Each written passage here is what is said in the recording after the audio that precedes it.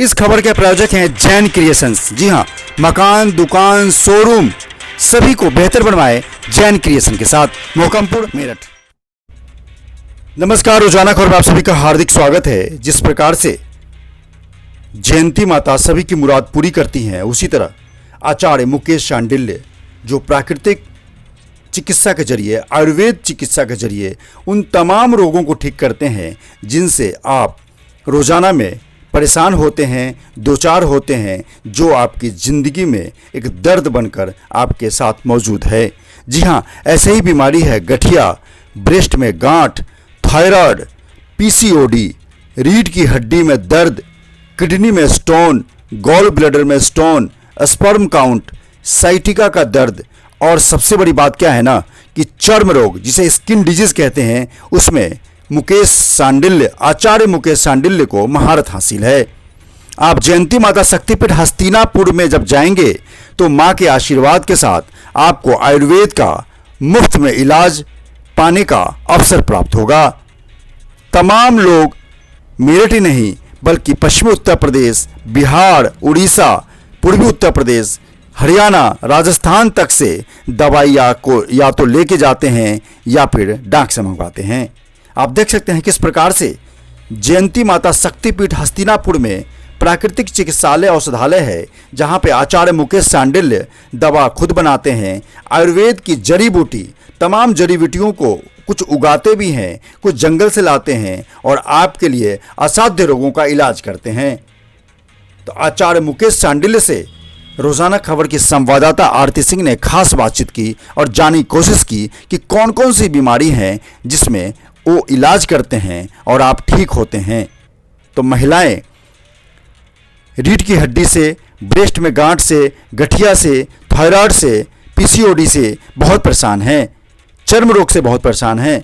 तो ऐसे में यह न्यूज़ देखना आपके लिए वरदान साबित होगा। नमस्कार, रोजाना खबर में आप सभी का हार्दिक स्वागत है। मैं आरती सिंह। जय माता दी। आज हम आए हैं प्राचीन कालीन जयंती माता शक्तिपीठ मंदिर पर, जो कि हस्तिनापुर में है। हस्तिनापुर यूँ तो काफ़ी प्राचीन चीज़ों के लिए जाना हो जाता है, लेकिन उसी के साथ एक मंदिर है यहाँ पे। कहते हैं जो लोग यहाँ पे अपनी सच्ची मनोकामना से आता है उसकी इच्छा ज़रूर पूरी होती है। यही मेरे पीछे वो मंदिर दिखाई दे रहा है। प्लीज़ कैमरामैन को कहूँगी वो दिखाएंगे। यहाँ की ऐसी मान्यता है कि जो भी इंसान यहाँ आकर चाहे वो कुछ भी अपने मन की इच्छा पूर्ति के लिए कुछ भी कहे, मांगे, वो सब उसको मिल जाता है, वो सब पूरा होता है।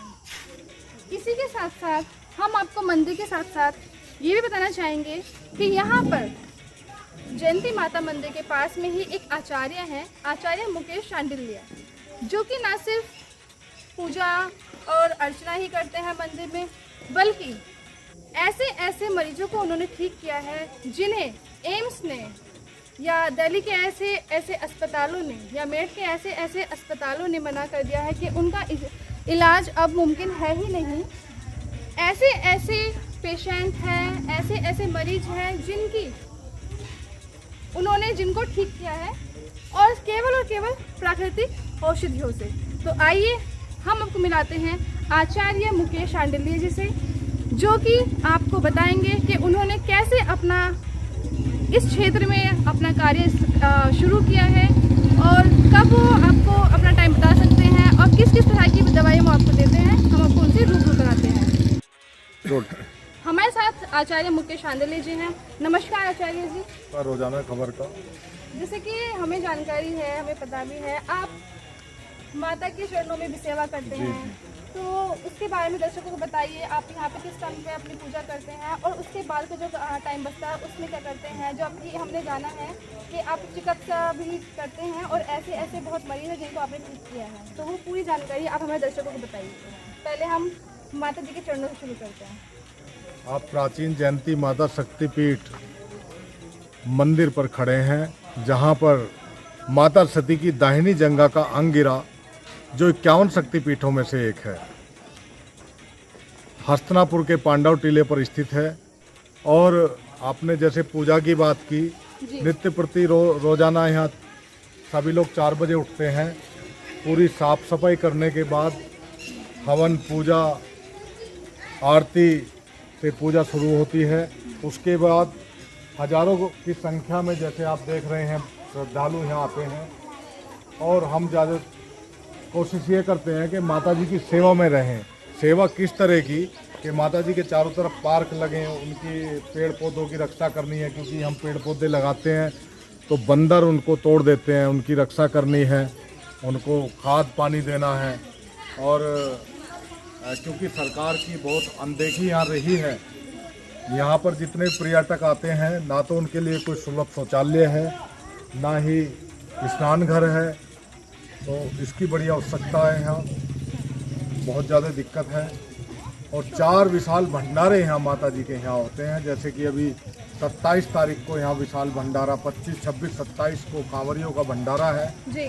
यहाँ कई हजार की संख्या में श्रद्धालु आएंगे और धर्म लाभ उठाएंगे। तो ऐसी मंशा है कि यहाँ पर लोगों की इच्छाएं पूर्ति होती हैं, तो उसके लिए यहाँ पे पूजा पाठ वो आप ही कराते हैं? हाँ, यहाँ और भी पंडित जी हैं और कई सारे पंडित जी हैं यहाँ जो सारे एक साथ में, जैसे रुद्राभिषेक होता है जी। तो कई ब्राह्मण उसमें लगते हैं। विशेष पूजा होती है माता जी की, तो उसमें भी कई ब्राह्मण एक साथ बैठते हैं, तब इस तरह से पूजा होती है। दैनिक पूजा तो ऐसे ही यहाँ चलती रहती है, प्रसाद वगैरह चलता रहता है।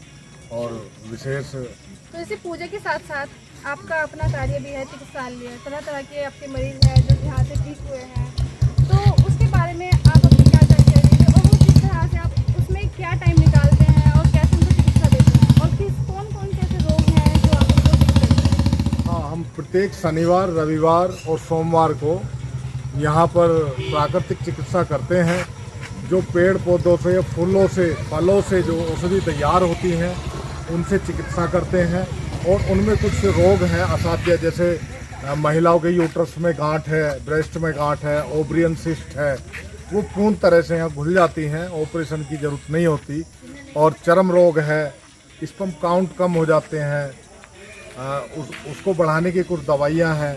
और पथरी है, पीलिया है, पीलिए की बिल्कुल निःशुल्क दवाई यहाँ मिलती है रोज़ाना सुबह 11 बजे तक, शनिवार, रविवार, सोमवार।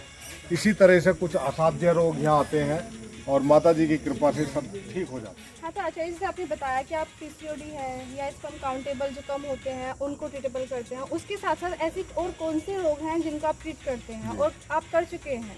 जी, जैसे थायराइड है और चर्म रोग है, सोराइसिस है।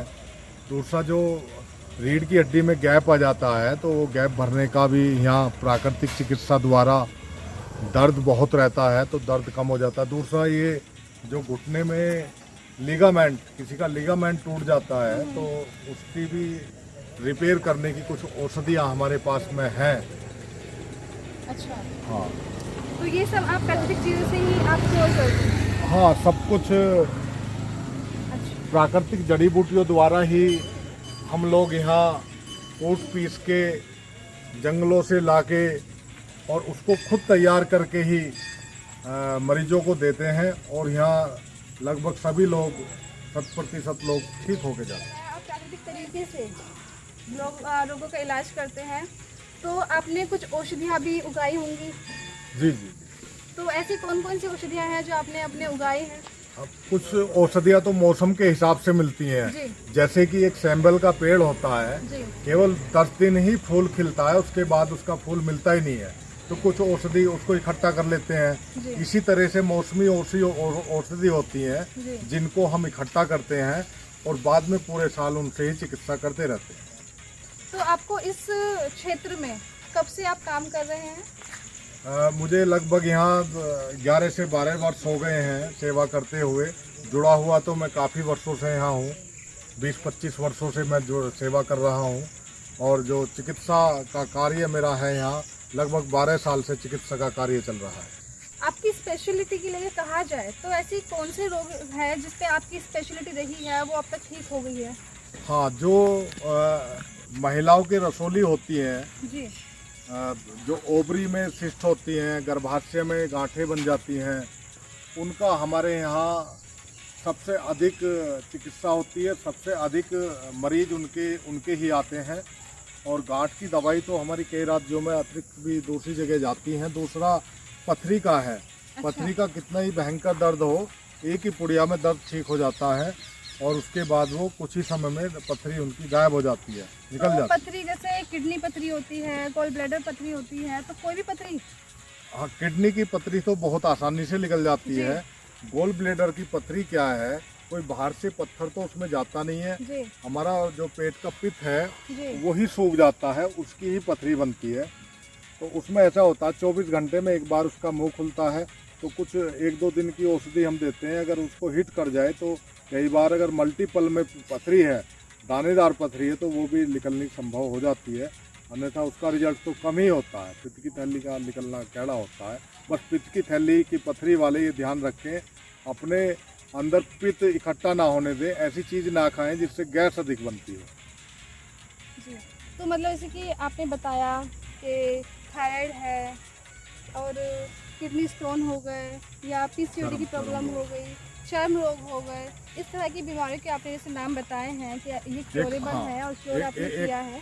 एक दूसरा जिसको बार बार पोटी लगती हैं, बार बार कुछ भी खाएं लैट्रिन जाते हैं, उनका भी हमारे यहाँ बहुत अच्छे से इलाज जो भी रोग है उसका कोई ड्यूरेशन है कि वो कितने महीने में उसकी दवाई खानी होगी या इतने टाइम के लिए वो रहेगी, या मतलब बिल्कुल क्योरेबल है या कितना रह जाएगा और कितना हो पाएगा, इस तरह की कोई जानकारी?